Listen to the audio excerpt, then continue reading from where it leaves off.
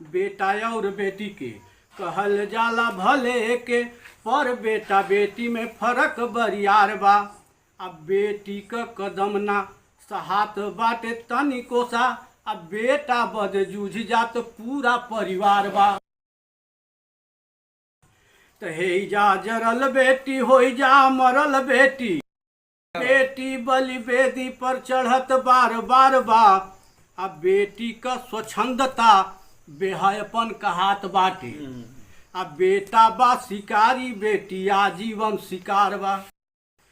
तब बेटा बेटी एक ही जो रही तन त खाली काहे, बेटिए से ना की कट जाला परिवार क।